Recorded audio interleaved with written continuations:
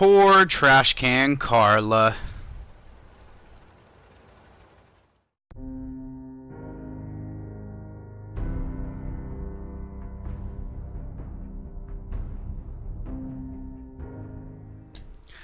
What is up, my fellow vault dwellers? Welcome to my review of Contraptions Workshop. I am the video game viewer. First up on my list are these awesome new additions they added, these lighted posters for your settlements.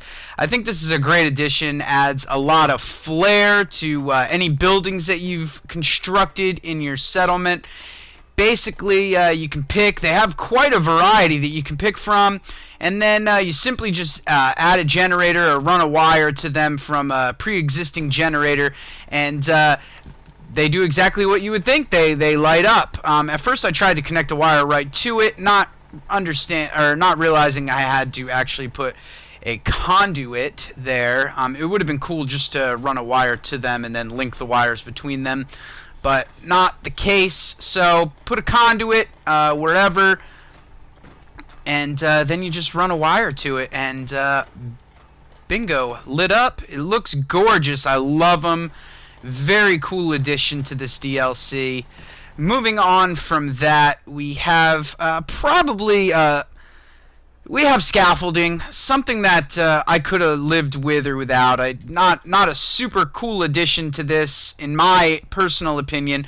I'll probably honestly never use them, to be honest. But they are there.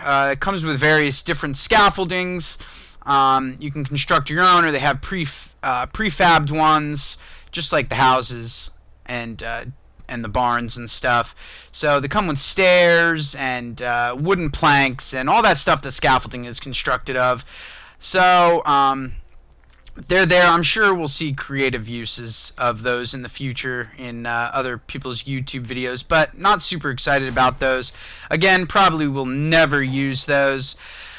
Then we have elevators. I think this is a super cool addition to this DLC, and should have been in Wasteland Workshop. Wasteland Workshop, in my opinion, was a lot of people didn't like it. I think it was a great DLC, the adding of battle arenas and that sort of stuff. But I would have liked to have seen a little bit more out of Wasteland Workshop along the lines of this sort of stuff, because I'm super into building settlements and stuff, and elevators is just a natural fit for settlements. And I'm going to show you how it works here. You need a generator. It takes quite a bit of power to run, but I believe it takes 5, but really cool. A lot of good uses for that when you're building some cool settlements. And then we have probably one of the additions that I was most looking forward to. There were a couple that I was really looking forward to. This was one of them. Adding mannequins to your settlements. Now I can take that armor that looks really cool but isn't exactly super useful, and put it on some mannequins, because I know I like to sometimes put on armor and just look at it because it looks really cool. But it's not really good to use in combat or anything. It's not super cool or not super defensive armor, but it looks really cool. So now I have a way to kind of marvel at my armor without having to put it on, go into third person view, look at it, then take it off and store it again. So really cool addition. Definitely loving the mannequins. That was a great idea, and they just look awesome when they're all dressed up in armor. Moving on from the mannequins and kind of going along in the same token, display cases, so we can display our weapons. Now these are kind of hit and miss. Cool idea, not implemented very well, and I'm really super disappointed actually in the way that they did this. Instead of allowing you to snap your weapons into the display case, we have to dead drop them in, which means you have to drop the weapon on the ground and then pick it up and drop it into the display case as you're about to see. I wish they would have added a transfer function or a snap function to it, but it's not the case. And you see I actually have to go into my Pip-Boy here and drop the weapon that I want, and we'll pick this one and drop that, and then you can see I have to physically pick it up, bring it over to the case, super wonky doing this, and like lay it in there, and it doesn't, it's kind of frustrating actually, and I really wish they would have implemented that in a better way, but it is what it is. So still a good idea, just not implemented very well. And then they also have gun racks now. They have quite a bit of variety for the gun racks, wall-mounted gun racks, melee racks that we can hang some of our cool weapons on. Here I'm showing off the rack that you can put like the Fat Man or the chain gun on, which looks really cool.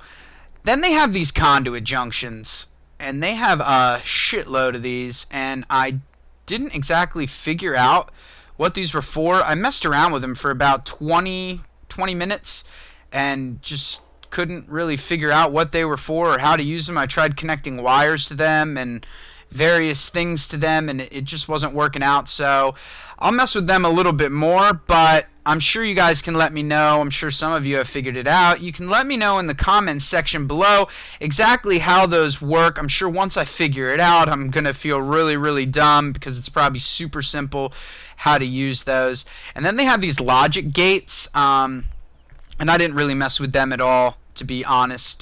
Just wasn't interesting me. And then I mean, there's a couple different varieties of those logic gates as well. And then we have probably one of my favorite additions to this DLC in total, the firework launcher. And what's cool is you can change the weather with these. I create a radiation storm with this. You craft these at chemistry stations, and a novel part of this DLC, but a really cool addition. And as you can see, there's our radiation storm. Really cool. Thought this was awesome when I discovered this. Love it to death. And the creme de la creme of the DLC, what we saw probably the most of in the trailers for this DLC, the conveyor belt system. And it took me a little while to figure out how to work this, but basically you're going to need a computer terminal hooked up to it on the same power grid, and then you need to put on the computer terminal, it'll tell you what components you need to make what. So if you're going to make plastic pumpkins like I've made at first, you just need to transfer all of your plastic into the machine. Now I'm making teddy bears, as you can see here. That took leather and cloth.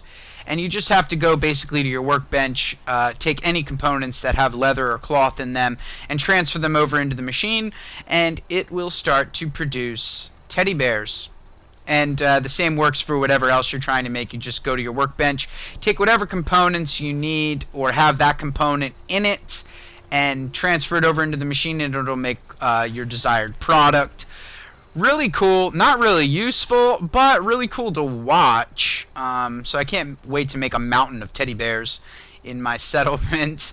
But yeah, all in all, really good. I didn't show you guys everything in this DLC because that would have taken forever. But guys, it's been a super great year for Fallout 4, so light off those fireworks. Let's celebrate. We got still more to come for Fallout 4 this year, and I'm super excited for it all. Guys, thank you for watching so much. Thank you for watching this review. Hit that like button. Hit that subscribe button.